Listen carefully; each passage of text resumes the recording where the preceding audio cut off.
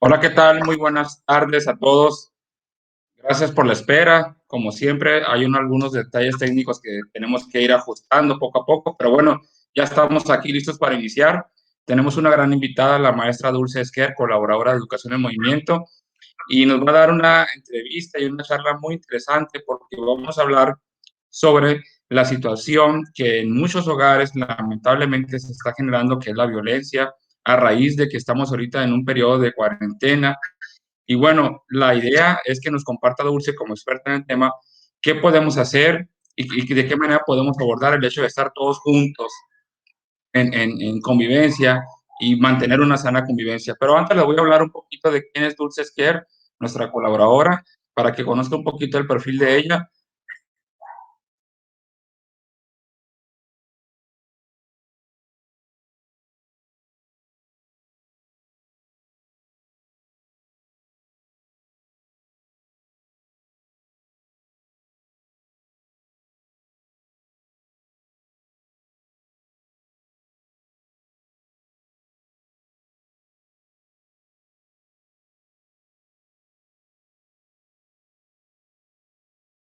Vamos a darle la bienvenida a Dulce, que nos acompaña, va a entrar ya junto con nosotros. Hola, Hola Dulce. hola, hola, buenas noches. Un placer tenerte aquí. Los inconvenientes, sabemos que así es la tecnología y a última hora nos puede jugar ahí de alguna manera chusca, pero bueno, ya estamos conectados, que es lo importante. Sí, claro que sí. Espero que se vea bien y se escuche bien, ¿sí? Ok, Sí, escuchamos tuvimos bien. problemas técnicos. Pues muy agradecida de poder salir después de tantos días, de poder salir de mis cuatro paredes y poder tener comunicación con las personas, con nuestros amigos, con quien nos esté ahorita escuchando y acompañando por Facebook, por esta transmisión.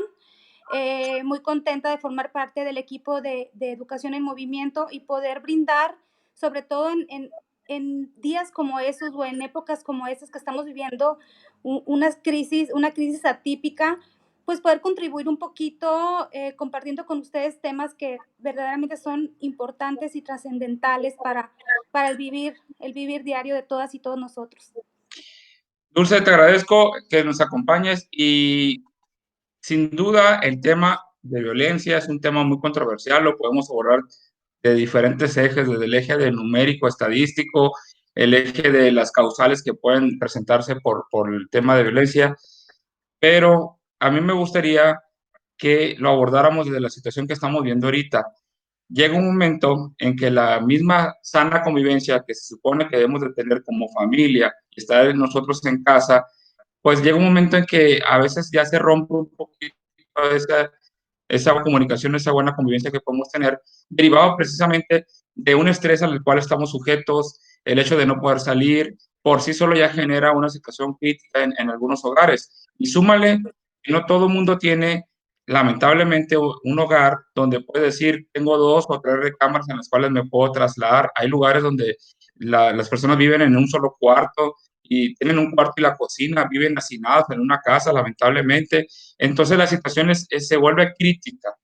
Entonces, ¿qué pudiéramos nosotros hacer cuando uno se rompe el diálogo, dos se vuelve un poco más tensa la situación y suma la hora?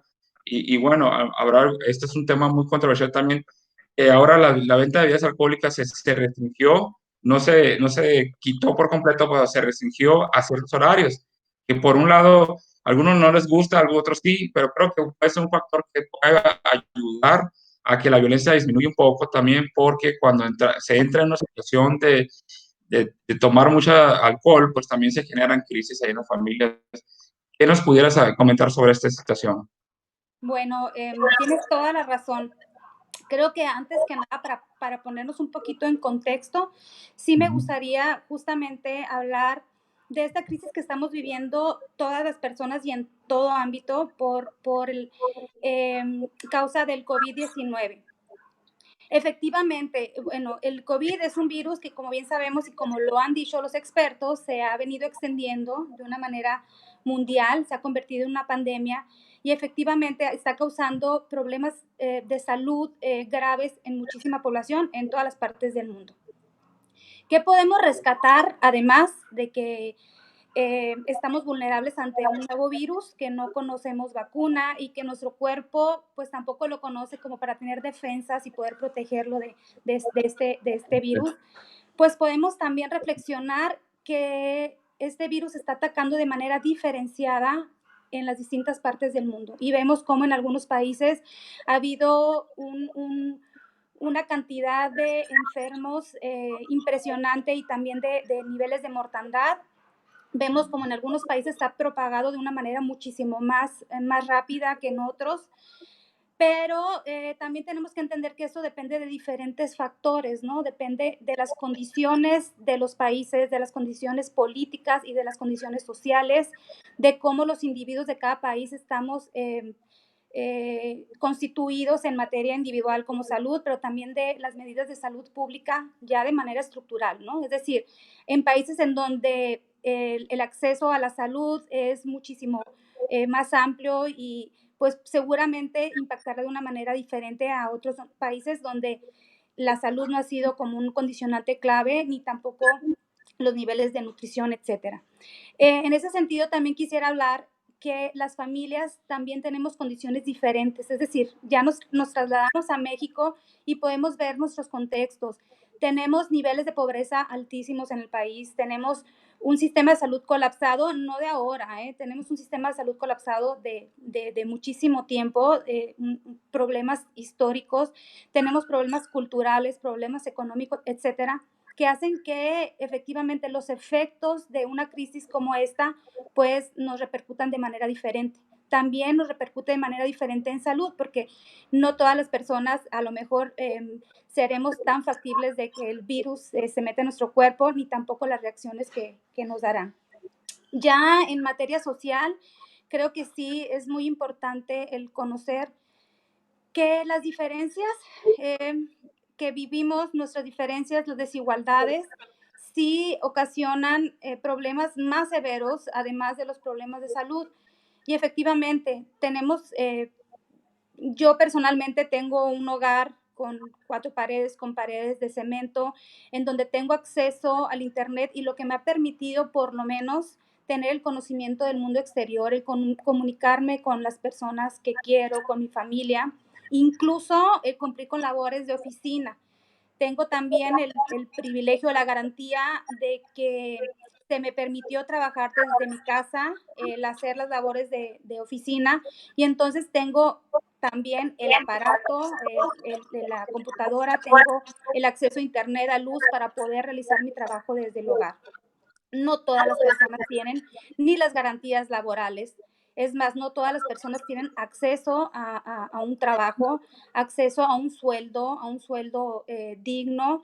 Hay personas que ahorita siguen saliendo o que incluso, de acuerdo a las medidas de política nacionales que permitieron que los niños y las niñas pudieran salir de la escuela y pudieran estar resguardados en la casa, pero no todos los papás o los cuidadores de estos niños han podido igual aislarse. Entonces ellos salen y entran, ocasionando también que los problemas de salud puedan repercutir en toda la familia.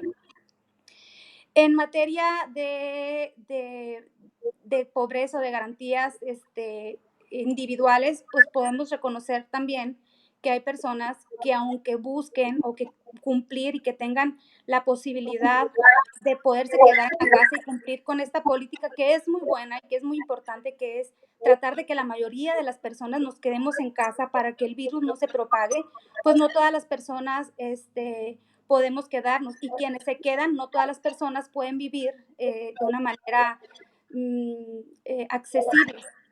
Y sí, efectivamente, el encierro ocasiona que las personas podamos o puedan explotar, que sus problemas emocionales, quienes padecen de ansiedad, quienes padecen de depresión, obviamente lleguen al punto del sofoco y que estallen. Y en materia de violencia, pues eso lo vemos también de manera histórica y se ha estudiado cuando existen estos picos o estos tiempos en que las personas estamos en época vacacional, por ejemplo, cuando estamos en el mes de diciembre y que las personas salen de vacaciones, que estamos resguardados en la casa, efectivamente la violencia tiende a crecer en cifras porque las personas pasamos más tiempo en el hogar. Y tenemos que recordar que en un país en el que 7 de cada 10 mujeres han vivido algún tipo de violencia por cuestiones de género, y donde tenemos problemas de violencia familiar altísimos, pues tenemos que reconocer que los violentadores justamente viven en nuestros hogares, ¿no? Son los principales, la pareja o los padres, en el caso de la violencia familiar, pues están dentro de nuestros hogares. Entonces, el resguardo obviamente nos pone vulnerables a las mujeres, pone vulnerables a las niñas y niños, porque estamos encerrados en las cuatro paredes junto con nuestro violentador, que además está viviendo una crisis emocional, una crisis posiblemente económica, y efectivamente ahora con la cuestión de que nos va a faltar el alcohol en el mercado, también nos estamos enfrentando posiblemente a un estallido emocional o de salud, de control de algunas personas que son adictas, ¿no?, al consumo del alcohol. Sin duda, se han tenido que, tú como experta en políticas públicas, se han tenido que generar de una manera inmediata y atípica políticas públicas como esa de dejar de vender bebidas alcohólicas y restringir su horario, como eso de que no salgas a partir de las 6, como la alcaldesa aquí en Hermosillo propuso de que se nos iba a invitar muy amablemente a través de la policía de que no saliéramos de nuestra casa, de una manera mantenernos en un confinamiento en casa. Se han estado generando políticas públicas que nos invitan a estar bajo resguardo, pero también creo que todo eso se tiene que documentar porque es una situación atípica. Digo, nunca nos había tocado una pandemia de esta magnitud que nos llegara a tener que estar en casa, cuando menos en lo que llevo de vida no me había tocado a mí, no digo que no haya existido, pero bajo estas condiciones, ¿no? Las condiciones que se dio la última vez, circulaba por ahí un documento que decía, creo que después la decían, en la misma situación de quedarte en casa y todo eso, pero ahorita tenemos otra situación que es el Internet, que es el estar resguardados en casa, y Sonora se caracteriza por un alto índice de violencia hacia la mujer. Eh, Unos dicen que porque hay una cultura de la denuncia y que gracias a esa cultura de la denuncia es que la estadística está alta. Otros dicen, no, no, es que realmente no es que denuncien más, es que sí hay más violencia. En fin, hay una controversia sobre ese punto, ¿no? Pero yo me pongo a pensar, y como bien dices tú, en esas mujeres que están ahorita en su casa junto con la persona que puede ser la que lleva el maltrato, ahí mismo estando en el hogar, y pues ahora sí que para dónde se va, para dónde huye o qué puede hacer. ¿Qué pudiéramos decirle a esas personas que están en esa situación ahorita, que pudiéramos recomendarle? Porque pues están, como dices tú, con la persona que les puede estar sufriendo el maltrato físico, verbal, psicológico, de diferente manera. Y bajo tu perspectiva de política pública de género, ¿qué pudiéramos nosotros aportar de este espacio para cuando menos decirles, oye, hay una forma en que tú pudieras avanzar un poco en esto, pues a pesar de estar en esa situación? Sí, claro que sí.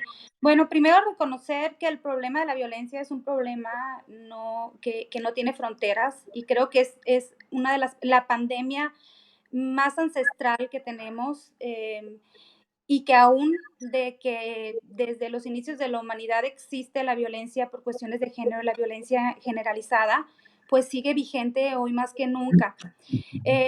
Se han hecho ya informes de parte de la Organización de las Naciones Unidas del incremento de llamadas por cuestiones de violencia, pidiendo auxilio por cuestiones de violencia de género y por violencia familiar alrededor del mundo.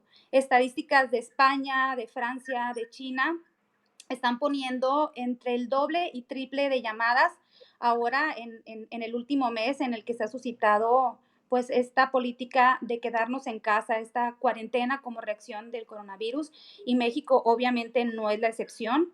Tenemos un país con altos índices de violencia, tenemos un país cuya cultura es patriarcal, cuya cultura tiene muchas connotaciones de cuestiones de poder de género, de desigualdades, y lo vemos en estadísticas. Yo creo que es bien importante mencionarlo y repetirlo hasta el cansancio. Hablar de violencia por cuestiones de género no es hablar de un tema controversial, no es hablar de un tema en el que dependen los enfoques o las ideologías, que si estoy de acuerdo o no estoy de acuerdo.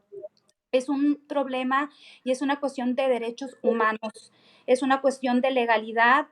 La violencia es un delito en sus diferentes manifestaciones y creo que todas las personas tenemos que ser conscientes de que tenemos el derecho a vivir libres de violencia y que existen instituciones especializadas para darnos atención, dar el seguimiento, instituciones para la prevención e instituciones para la sanción. Efectivamente, este problema, al ser cultural, también permite que las mismas instituciones muchas veces pues caigan en una violencia institucional y lo vemos en el tema de la impunidad. Sin embargo, creo que no debemos de quitar el dedo del renglón y que las personas tenemos que tener la seguridad de que las instituciones nos tienen que escuchar.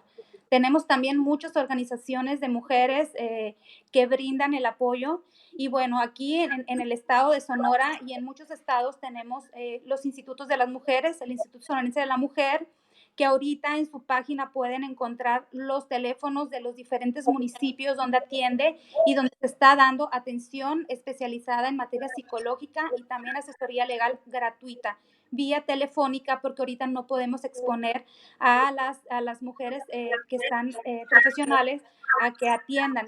Sin embargo, en casos de ayuda necesaria, obviamente como instituciones tenemos que garantizar la vida y la protección de las mujeres.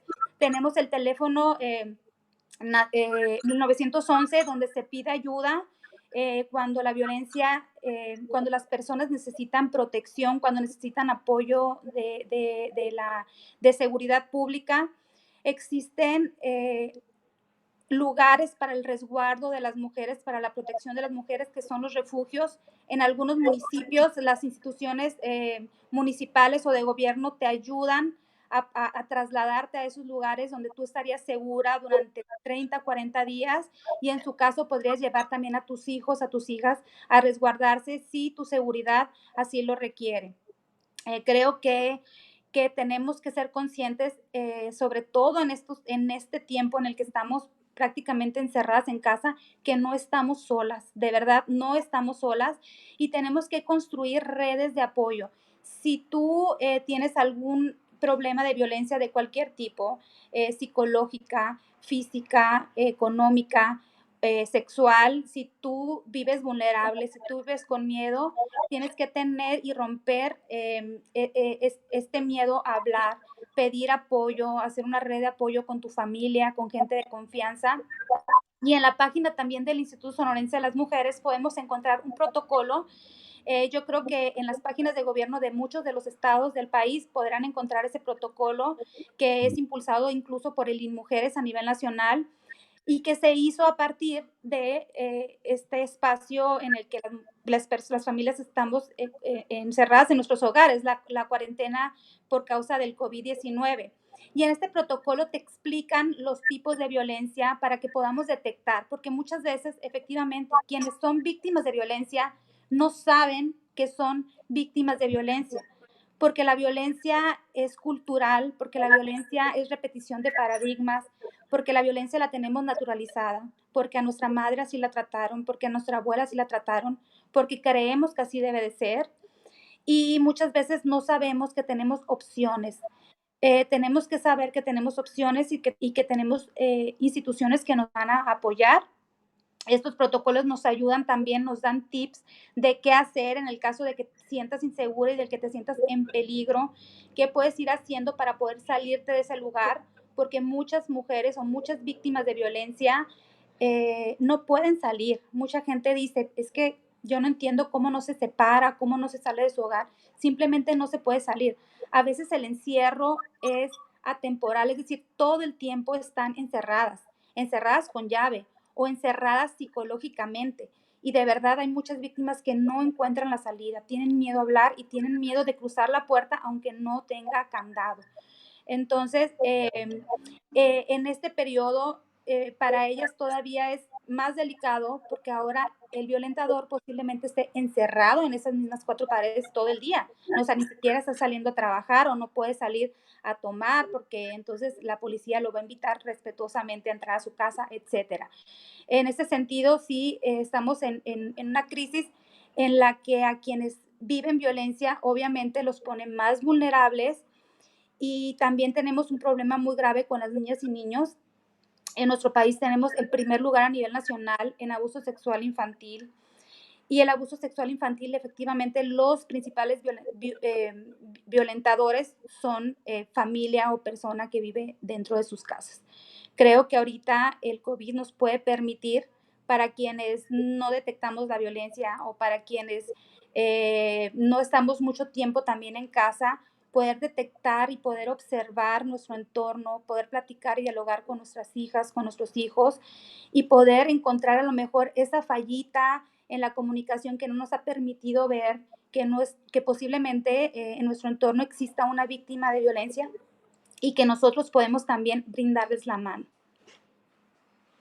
Sin duda, creo que eso que comentas de que el Instituto de Violencia de la Mujer tiene los protocolos, creo que es interesante, no está de más que puedan descargar y revisar esos protocolos y saber identificar, porque hablaste de un tema muy interesante que decías, el encierro, una cosa es el encierro físico, pero otra cosa es el encierro psicológico, que uno mismo se enclaustra mentalmente y se siente incapacitado para poder denunciar, para poder actuar, para poder siquiera identificar si existe la violencia, y eso pues no es propiamente del COVID-19, sino es una situación ya que se presenta lamentablemente muy seguido, inclusive en los niños también se presenta esa situación, y ahí pues requiere muchas veces una llamada, un grito de auxilio, ¿y a quién le hablo?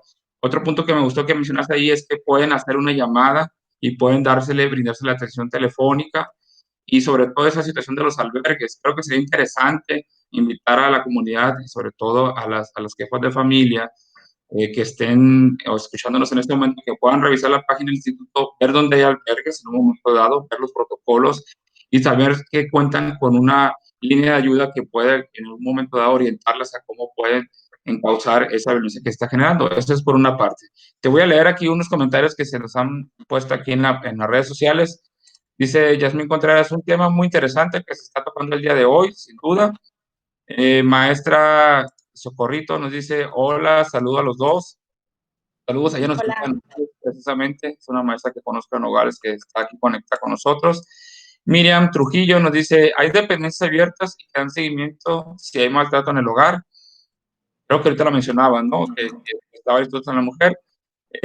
Jesús comenta también, dice, sí, Miriam, la Fiscalía del Estado tiene abierto ese departamento.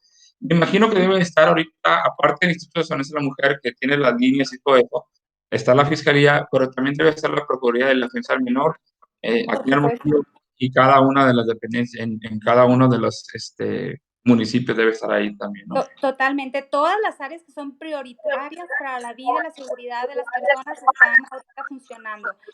E incluso para tratar los temas de seguridad en materia de violencia por cuestiones de género y violencia familiar, obviamente las instituciones tienen que trabajar coordinadas. Es decir, el Instituto Sonorense de las Mujeres en este caso trabaja de manera coordinada con Seguridad Pública, con la Secretaría, con la Fiscalía, con la instancia municipal de la mujer en cada uno de los municipios, muy seguramente. Y en el caso de los refugios, sí me gustaría nada más aclarar un asunto. Los refugios son áreas de resguardo que son totalmente secretas. Secretas, ¿por qué? Porque son áreas en las que en determinado momento en el que una mujer, o en su caso una mujer y sus hijas y sus hijos estén en peligro, entonces se trasladan a ese lugar para que puedan vivir mientras se arregla, obviamente, de la manera correcta el proceso de alejamiento, etcétera, del agresor en este caso. No tienen domicilio conocido en ninguno de los casos, ni tampoco se publican en redes sociales. ¿Por qué? Porque no deben de conocerse por seguridad de las personas que ahí están resguardadas. Lo que sí es importante es que conozcan, existe una página de la Red Nacional de Refugios en donde se indica en qué estados de la República hay refugios, en donde se puede apoyar de determinada manera a los refugios, porque los refugios muchas veces carecen de apoyo económico y muchas veces están saturados. Ahorita se han dado testimonios de la persona encargada que preside la red de refugios, en donde nos está indicando que efectivamente ahorita los refugios en los diferentes estados del país están totalmente llenos. ¿Por qué? Porque ha crecido y ha aumentado el peligro de muchas mujeres y de muchas familias en este periodo en el que estamos viviendo de cuarentena en nuestros hogares. Y sí, se manifiesta que hay muchos problemas económicos. Desgraciadamente, el recurso a nivel nacional se disminuyó en apoyo a los refugios y creo que esa es una pelea que se está dando de negociación con el gobierno federal, pero que también se da en muchos municipios y en muchos estados en materia de pedir el apoyo y el recurso de las autoridades estatales y locales para poder no solamente llevar también los refugios, que son áreas importantísimas para salvaguardar la vida de mujeres y de niñas y niños, sino que debe de haber más. En cada municipio debería de haber un refugio, porque desgraciadamente las estadísticas nos indican que existen un número muy grande de mujeres que están viviendo y están padeciendo violencia por cuestiones de género. Yo creo que nos estamos enfrentando a una situación muy complicada, y no nomás por el tema salud, no nomás por el tema económico. Sería interesante conocer las estadísticas de cómo se disparó, dices tú, esa violencia propiamente en este confinamiento en el que estamos todos, y ver de qué tipo de violencia fue la que realmente se generó, para buscar algunas alternativas, porque sin duda la violencia es un problema multifactorial. Uh Eh, -huh. Afecta desde la economía, afecta desde la personalidad del violentador en su momento. Son muchos factores los que afectan ahí, y súmale que a nivel nacional no tenemos recursos, y más la noticia que recientemente leí de que algunos fideicomisos se cancelaron, y entre esos estaba el fondo de desastres, el fondo de ayuda, que era que a los estados que se iba a manejar ahí. En fin, entonces el problema económico en el hogar y el problema económico por parte del gobierno, pues son detonantes de que pueda darse una situación crítica donde se hace un caldo de cultivo y dices tú, pues, ¿para dónde me voy? ¿Qué hago? ¿No? Y sumar el desempleo, ¿no? Que esa es otra situación. ¿Qué pudiéramos decirle a todas esas personas que ahorita están resguardadas? Ya hablamos de a dónde pudieran acudir, y me pareció muy interesante lo que comentas tú de que son refugios secretos, que no se dan a conocer, que son anónimos, porque es algo que la primera instancia tú puedes pensar, híjole, pues me van a llevar allá, y a lo mejor la persona sabe dónde me van a llevar, y me va a corretear, o va atrás de mí en un momento dado si se entera de dónde estoy, ¿no? Entonces, esa parte es muy importante que lo hayas aclarado. Y bueno, y lo otro peor que lo lamentable es que estén saturados. Pero ¿qué pudiéramos recomendarle a las familias ahorita, hablando en términos generales? Uh -huh. Porque no podemos ser una receta única, porque cada familia en cada entorno, en cada lugar es muy, muy diferente. Pero ¿qué pudiéramos sugerirles que consideren en estos momentos para tratar de minorar cualquier situación o prever cualquier situación que se genere en una violencia y que se desborde, ¿no? Sí, bueno, primero yo creo que justamente el COVID-19 yo creo que nos está poniendo a prueba y nos debe de poner a prueba en materia de que además de lavarnos las manos, que nos han estado indicando en todos los medios de comunicación, videos internacionales, en todos los idiomas nos han dicho cómo lavarnos las manos. ¿Qué más? ¿Qué es más lo que tenemos que hacer y qué más tenemos que aprender de una crisis como esta? Que tenemos que aprender a hacer todo lo que esté en nuestras manos, porque hay muchas cosas que podemos hacer con nuestras manos para poder prevenir el índice de violencia y en general para mejorar la calidad de vida de las personas. Creo que, yo creo que un dato muy importante, me voy a salir un poquito de contexto. Ahorita en México van, según cifras, 50 personas muertas por causa de coronavirus.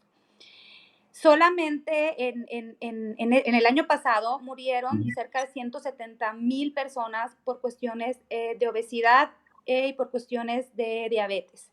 Murieron alrededor de 120,000 personas por cuestiones cardíacas. Murieron cerca de 90,000 personas por cáncer. Eso sin mencionar, pues, las muertes que hay, se suscitan por violencia de manera anual, que son muertes, asesinatos, cerca de 40,000. Solamente de mujeres, alrededor de 1,600 mujeres murieron el año pasado aproximadamente, y muchas, la gran mayoría de ellas por cuestiones de género, que es diferente, ¿no? Sin aminorar el impacto y la importancia de cuidarnos por el tema de coronavirus, creo que es bien importante considerar que los hábitos que ahorita aprendamos, que no hemos aprendido, porque después de 2020 años apenas estamos aprendiendo a lavarnos las manos, ¿no? Cuando eso es algo básico. Que lo que aprendamos ahora nos sirva en futuro para realmente consolidar nuevas dinámicas sociales que nos permitan mejorar nuestro sistema de salud.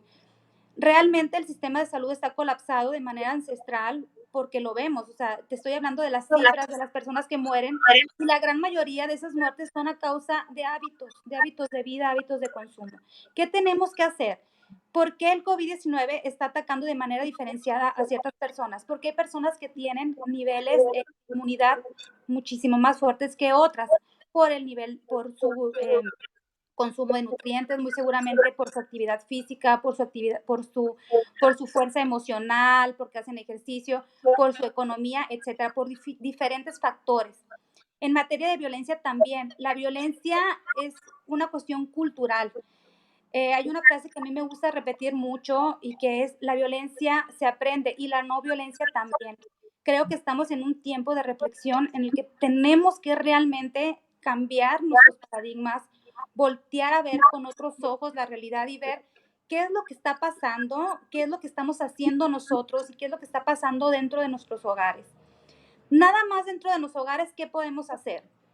Observar, crear canales de comunicación asertiva con todos los integrantes de la familia, crear canales de comunicación con nuestras hijas y nuestros hijos, porque realmente el lenguaje que nuestras hijas y nuestros hijos tienen ahora es diferente al que nosotros tenemos. Ellos se comunican por redes sociales que ni siquiera los adultos conocemos, ¿no? Nosotros abren el Instagram, nos vamos al Instagram y ellos se van al Snap, y entonces nosotros nos vamos para allá y nos están huyendo porque ellos no quieren estar en los mismos círculos que nosotros. Tenemos que aprender a comunicarnos con ellos, tenemos que aprender que la realidad cambia, que estamos evolucionando y que los contextos cambian y tenemos que irnos adaptando. Tenemos que ser menos reaccionarios y ser más accionarios, pero con conocimiento de causa. Creo que en esta época y con el acceso que tenemos a redes, pues el acceso a la información es impresionante, pero el acceso a la desinformación es aún más impresionante. Tenemos que aprender a leer, a buscar los canales institucionales para informarnos de qué es lo que tenemos que hacer.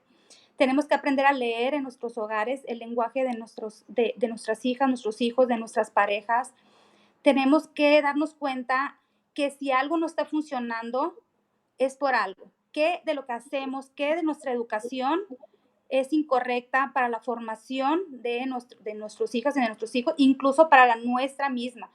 Porque si es difícil cambiarle la estructura mental a las niñas y a los niños, imagínate a nosotros, ¿no? Que ahora yo tengo 40 años pensando de una manera, a mí nadie me va a hacer cambiar. Yo estoy educada de la misma manera en que educaron a mi mamá y a mi papá, y ellos me enseñaron, esa es la realidad, así se hacen las cosas porque a mí así me lo enseñó mi mamá, ¿no? Lo que aprendemos socialmente en nuestras escuelas, con nuestros maestros, con nuestros líderes, que muchas veces lo que aprendemos no es exactamente lo que nos hace bien y lo que le hace bien a la sociedad. Simplemente con el tema de la violencia, vemos que muchas de las autoridades no lo atienden ni lo entienden. Y entonces nos enfrentamos a un problema muy serio, porque tenemos que entenderlo y tenemos que saber diferenciarlo para poder atacarlo. Creo que hace unos días vi una pequeña historia dinámica en Facebook que se me hace muy interesante ahorita adaptarla. Y decía, si tú tomas una naranja y la partes y luego la exprimes en el vaso, ¿qué es lo que vas a obtener? ¿Qué sale de esa naranja? ¿Qué llenará el vaso? Jugo de naranja, ¿no? Evidentemente. Y entonces preguntaba a la persona, ¿y por qué jugo de naranja? Pues porque es una naranja y las naranjas pues tienen jugo de naranja. Ujú. ¿Por qué a las personas cuando vivimos una presión, cuando nos exprimen, cuando vivimos tensión, cuando vivimos una crisis como la de ahora de estar encerrados, una crisis económica, una crisis emocional, una crisis de miedo que representa ahorita el COVID y en muchos contextos, ¿por qué reaccionamos de manera distinta? Porque las personas tenemos conocimientos, información, sistematizamos nuestra realidad de manera distinta, como nos enseñan, como aprendemos. Y no necesariamente la manera y la información que tenemos es la correcta. Porque si una persona reacciona con violencia, quiere decir que tiene que cambiar muchísimas de las cosas que ha aprendido y reaprender a convivir, reaprender a no ser violento, reaprender a tratar con base a los derechos humanos a las personas que la rodean, ¿no? Porque hay personas que ante el miedo reaccionan golpeando, reaccionan insultando. ¿Por qué hay tantos problemas dentro de los hogares en diferentes tiempos? ¿Por qué ahorita estamos reaccionando de esta manera? Personas que tenemos, como lo dijimos anteriormente, tenemos casas cómodas, tenemos acceso a redes, tenemos un sueldo, tenemos la oportunidad de ir al mercado por lo menos una vez a la semana. Se nos acaba la comida, tenemos que volver a salir, pero tenemos la posibilidad de ponernos un cubreboca, de lavarnos las manos, de tener un gel. Tenemos absolutamente acceso a todo y sin embargo nos estamos volviendo locos, nos estamos volviendo locas. ¿Por qué? Porque lo que tenemos adentro no está bien, porque no hemos trabajado con nuestras emociones, con nuestra salud emocional, con nuestra salud integral, porque no tenemos esta cosa que no nos enseñan en las escuelas, que es amor propio, que es autoestima y que es básico para tener relaciones sanas. Porque no estamos informados, porque no estamos informadas, porque no conocemos de derechos, porque no sabemos qué es la violencia y que la violencia es un delito, porque no sabemos qué es el acoso y que el acoso es un delito. Y creo que ahorita eso es algo muy importante y podemos hacer análisis en nuestras casas y platicar de cosas importantes y tener tiempo también de no platicar cosas tan importantes y ver con nuestras hijas o con las personas que estamos juntas una película y hacer comida juntos y hacer postres y hacer juegos y hacer dinámicas y hacer un sinfín de cosas que nos permitan socializar de la manera correcta. Pero creo que sí es básico el que aprovechemos este tiempo para conocernos. Vivimos ahorita en tiempos en el que mamá y papá están saliendo a trabajar, las dinámicas han cambiado, pero la sociedad no se ha adaptado a estas dinámicas. Y entonces las mujeres estamos cumpliendo con dobles o triples jornadas y eso aminora nuestras capacidades físicas y emocionales, porque salir a trabajar, luego regresar a cumplir con roles y luego cuidar a la niña, al niño enfermo, al papá o a la mamá o a la persona discapacitada, tres cuartas partes de la población de la población en México de cuidados a terceros y de ocupaciones en el hogar somos las mujeres.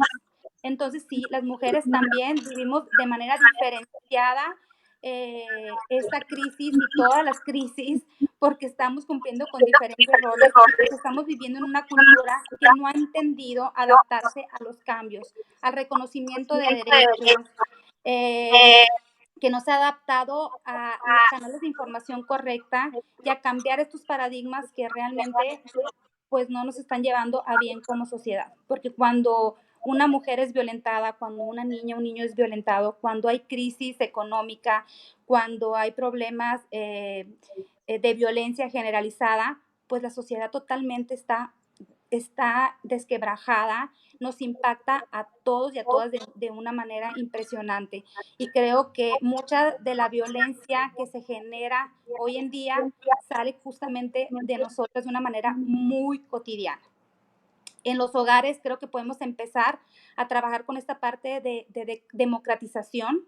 Cuando se habla de democracia en el hogar, por ejemplo, desde las instituciones o desde los gobiernos, tú podrás haber escuchado alguna vez entre tus grupos de amigos en redes, cuando Ujú. de repente replican y dicen, pero a mí, ¿por qué me van a venir a decir cómo educar a mis hijas y a mis hijos?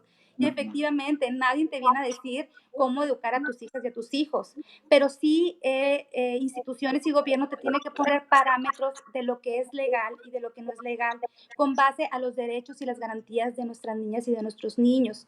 Y efectivamente, democratizar el hogar no es meterte en la forma en la que tú vas a educar a tus hijas y a tus hijos, sino indicarte que cuando tú dentro de tu hogar educas de manera desigual, cuando estamos replicando los roles y dices, es que las mujeres tienen que limpiar y bla, bla, bla, y es que los hombres pueden salir y las mujeres no, estás incurriendo en violencia y estás limitando el desarrollo pleno de tu hija y también de tu hijo, porque le estás creando paradigmas o estás repitiendo estos patrones culturales aprendidos y reaprendidos que siguen provocando un clima de violencia que termina matando a las mujeres por cuestiones de género, que termina violando a niñas y a niños en un país en el que tenemos el primer lugar y en el que nuestras niñas y nuestros niños viven vulnerables dentro de nuestros propios hogares.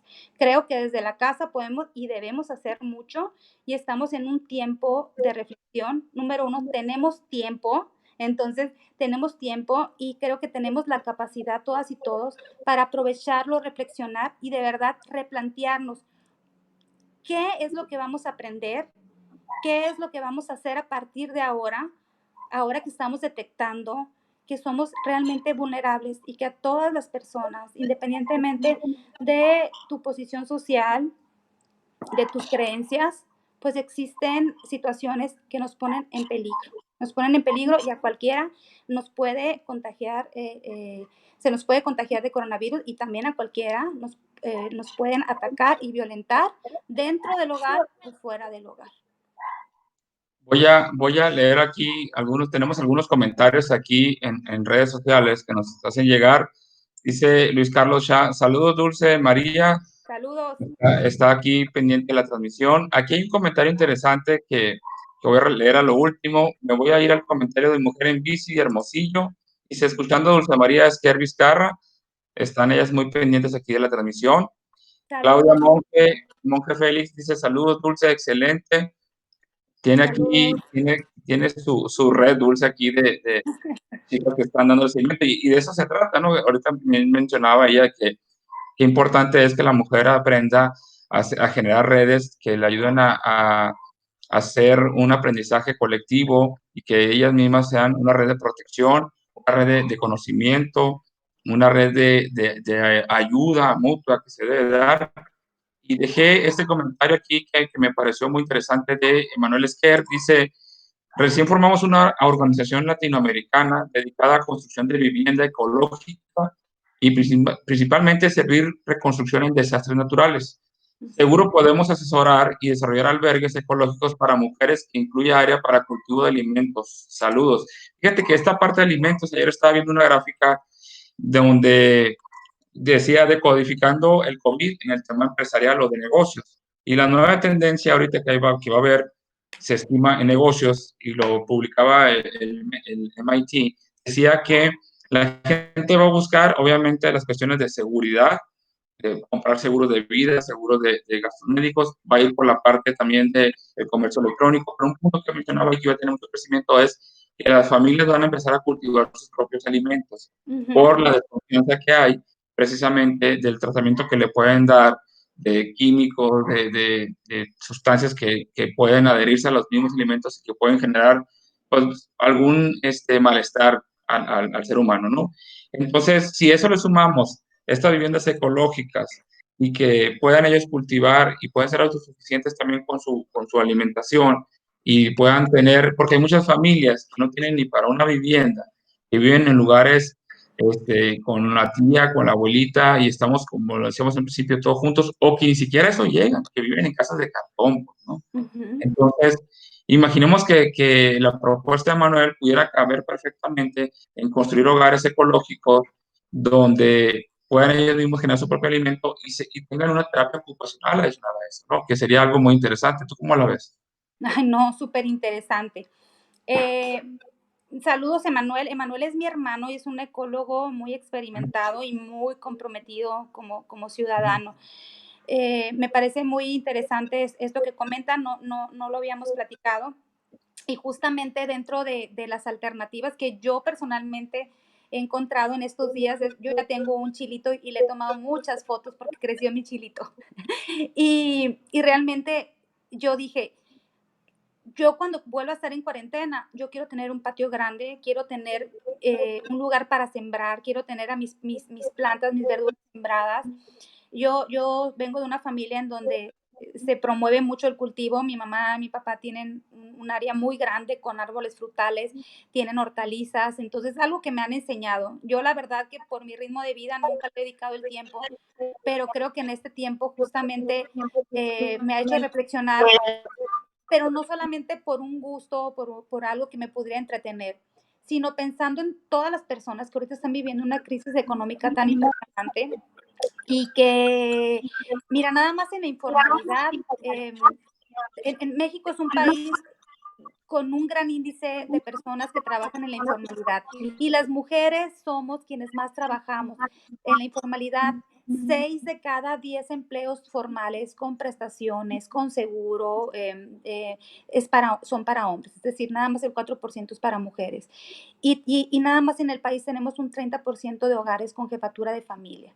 Creo que sí es una oportunidad para que en nuestros hogares podamos tener siempre un alimento que comer, que podamos generar. Creo que esa es una acción, una política que sería muy provechosa de aplicar con familias, con jefatura de mujer, incluso con cualquier tipo de familia que viva en situación de pobreza y empezar a enseñarnos a producir nuestro propio alimento. Porque qué difícil es ahorita que están cerrando los negocios y darte cuenta de esta crisis y darte cuenta que somos una sociedad totalmente consumista. Creo que ahorita las personas que estamos en los hogares y que tenemos sueldo, podemos darnos cuenta que nos está durando un poquito más porque no estamos gastando el dinero innecesariamente, ¿no? Estamos dándole importancia a las cosas que verdaderamente importan y creo que volviendo al jugo de la naranja, que sí también ha demostrado que ahorita en esta crisis hay muchas personas que cuando las exprimes, le sale el jugo más dulce y solidario que puede existir. Lo vemos en redes sociales porque ahorita es nuestro canal de comunicación, como hay muchas personas y organismos que están haciendo cosas por las otras personas, que están preocupadas por lo que están viviendo, que están creando máscaras para donarlas a los hospitales, que están diseñando aparatos para apoyar en el servicio porque tenemos un sistema de salud congestionado, personas que están donando alimentos a las personas que no tienen por medio del Uber, por medio de Rappi, etcétera. Y creo que el crear alternativas para apoyar a las personas en una crisis como esa también nos demuestra que existe calidad humana en nuestro país, que podemos aprender a ser cada vez más solidarios, que podemos copiar esos patrones, porque muchas veces, ¿qué es lo que hacemos como personas? Copiamos a nuestros padres, a nuestros líderes. Creo que sí necesitamos cada vez más liderazgos de mujeres, liderazgos masculinos también, que nos inviten a construir, a ver más allá, a sacar nuestro potencial, porque todas las personas podemos hacer cosas por las otras personas, pero por supuesto empezando por unos mismos, ¿no? Por nosotros mismos. Insisto, creo que esta crisis que estamos viviendo debe de ser un parteaguas para poder buscar cambios verdaderos y que en determinado momento, un mañana, en el que nos vuelva a atacar este u otros virus, estemos más preparados como sociedad, más preparados en materia individual, en nuestra salud, para poder defendernos de este tipo de situaciones que no esperamos y que no estamos preparados ni como personas, ni siquiera como países. Así es, dice Yasmín Contreras, dice, todos somos vulnerables como lo dices aquí, no podemos hablar de que porque tengo todas las condiciones favorables, no significa que no se pueda dar una situación que de arranque de violencia, a pesar de tener las comodidades de internet, una casa amplia, de comida en casa. ¿Por qué? Porque bien decías tú, hay situaciones personales, hay situaciones ya de carácter que adentro muchas veces no nos damos cuenta y cuando estamos en esa situación se vuelve la olla de presión y explotamos, ¿no? Porque no hemos trabajado la parte emocional, la parte del autoconocimiento y todo eso. Julio César Frías dice, excelente, buena entrevista, saludos Julio César. Y fíjate que yo creo que al finalizar este periodo y que todos salgamos bien, tenemos que salir, dicen que el mundo va a ser diferente. Todo el mundo dice, el mundo va a ser diferente una vez que termine el COVID-19, sin duda va a ser diferente, no va a ser igual, pero también nosotros debemos de ser diferentes, debemos de haber evolucionado en nuestro pensamiento, en nuestra forma de actuar, porque si no tuviste aprendizaje en este momento en el que tuviste todo el tiempo del mundo para poder leer, documentar, investigar, generar un hobby que te permita ser una mejor persona.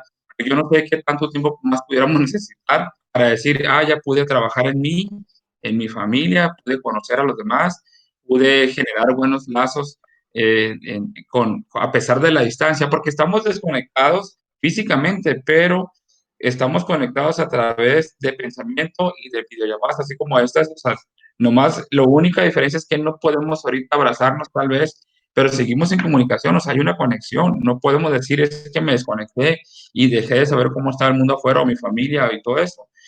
Creo yo que esa parte que hiciste la analogía de la naranja, ¿qué va a salir de nosotros? Entonces, el reto es, ¿qué va a salir de nosotros una vez que termine todo esto? ¿Cómo vamos a trabajar en su interior? No sé si quieres cerrar con esa parte, que nos vuelvas a retomar esa analogía de la naranja. ¿Cómo vamos a salir de nuestro interior y que esto realmente nos genere un aprendizaje que lleva a la práctica inmediatamente cuando termine esto? Ujú. Sí, bueno, agradecerte, pues, este espacio, el agradecerte la oportunidad de, insisto, de salir de mis 4 paredes por un ratito y poder hacer una de las cosas que más me gustan, que es platicar, que es plantear, diferentes formas de pensar, de analizar lo que estamos viviendo. Ujú. Eh, Retomando y finalizando, quiero nada más recalcar algo que no hemos hablado, que es la violencia que se está suscitando en el exterior, también a partir del COVID, que es esta violencia, por ejemplo, lo vimos en el caso de las enfermeras que fueron atacadas y violentadas por Ujú. personas. ¿Por qué? Porque pues son personas que muy posiblemente traían el virus. En Italia salió recientemente también a una mujer enfermera, que su novio, su pareja, muy jóvenes ellos, se enfermó de COVID-19, la culpó y la asesinó de una manera muy atroz. Solamente ayer, aquí en un municipio de nuestro estado también tenemos el caso de una niña muy Ujú. pequeña que fue asesinada con todos los rasgos de feminicidio, con muchísimo dolo y violencia sexual. Vemos también otro tipo de violencia que se genera a partir de las personas que son detectadas con el COVID y empiezas a replicar su foto y empiezas a mencionarle y poner, él es enfermo y lo pones en peligro, lo pones vulnerable. Son ese tipo de prácticas, muchas demasiado extremas, como son los asesinatos, los feminicidios, los golpes, otras que vamos replicando en redes, compartiendo, difundiendo información, poniendo en peligro a personas de una manera tan simple. Y creo que tenemos que aprender que todo lo que hacemos tiene consecuencias, que somos responsables de la violencia que se genera de manera muy cotidiana. Tenemos que aprender qué es la violencia y que tiene impacto en las personas de una manera negativa. Tenemos que aprender a no tolerar la violencia, a vivir en entornos pacíficos y creo que depende muchísimo de lo que hagamos efectivamente con nosotros mismos como personas. Yo como mujer, ¿qué hago por mi salud emocional? Yo como mujer, ¿qué hago para educar a mis hijos, a mis hijas, para que sean excelentes seres humanos, que vivan en la igualdad, que respeten, que no repitan patrones culturales nada más porque la gente les diga, que aprendan a escoger y a tomar decisiones con base en su propio juicio, en el aprendizaje, en la reflexión? Definitivamente el mundo tiene que cambiar y si no cambia, pues tenderemos a seguir repitiendo este tipo de crisis que efectivamente vienen a demostrarnos que somos vulnerables y que no estamos haciendo bien las cosas ni de manera individual ni de manera social.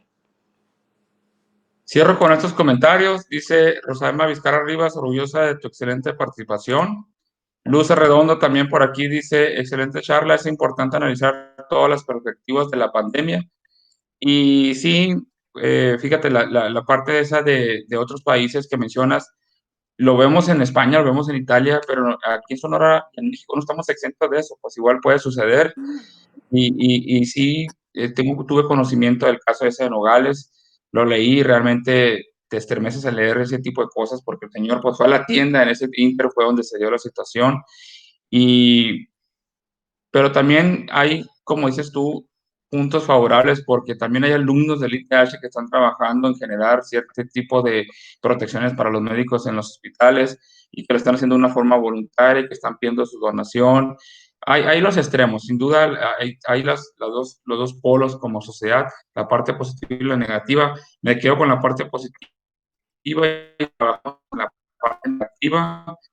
Y bueno, esta charla da para mucho que agarramos un tema muy, muy delicado, un tema que siempre está vigente, lamentablemente está vigente. No podemos decir, bueno, el COVID se va a acabar y va a haber, va a haber una vacuna hasta iba a llegar, pero el tema de la violencia no hemos podido vacunarnos contra esa situación, no hemos podido así porque si lo ponemos en términos de salud, es un virus que no se ve, que es altamente contagioso, que cualquiera puede caer en él y que lamentablemente no hemos podido llegar a decir, lo vamos a acercar, lo vamos a erradicar, no hemos podido hacer eso. Entonces, creo yo que los comentarios, las reflexiones que hemos hecho aquí a través de ti, los temas de violencia, los temas de género, las recomendaciones que dices tú van a ser de mucha ayuda y agradecerte un mensaje final que quiera dar a todos los que estuvieron aquí presentes con nosotros.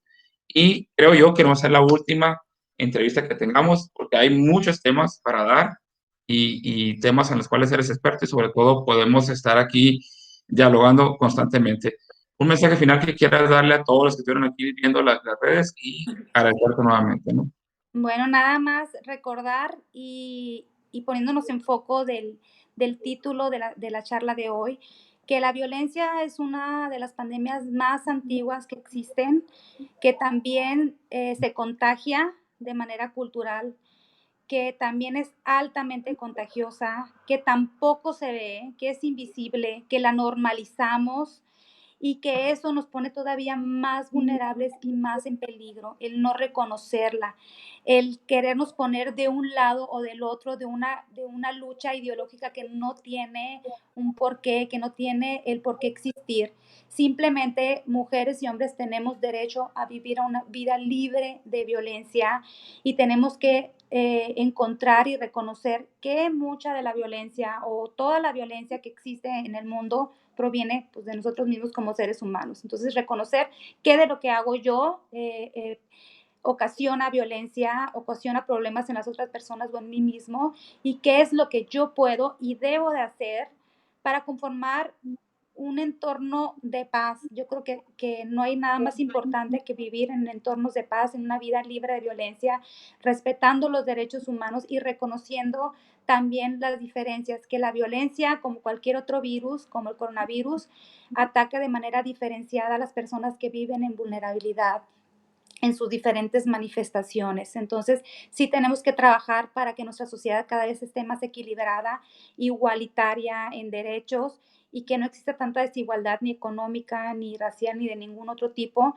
para que realmente podamos vivir en equilibrio y podamos combatir cualquier tipo de virus o de crisis que nos venga encima. Y muchísimas gracias a todos por acompañarnos.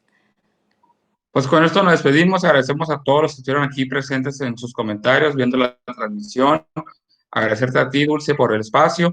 Vamos a vernos próximamente con otro tema igual de los que domina perfectamente Dulce. Y a todos los amigos, pues muchísimas gracias. Seguimos en las entrevistas. Recuerden, nos toca el próximo lunes, nos vamos a ir con el maestro Alberto, a otro tema también interesante. Muchísimas gracias a todos y nos vemos en la próxima entrevista. Saludos.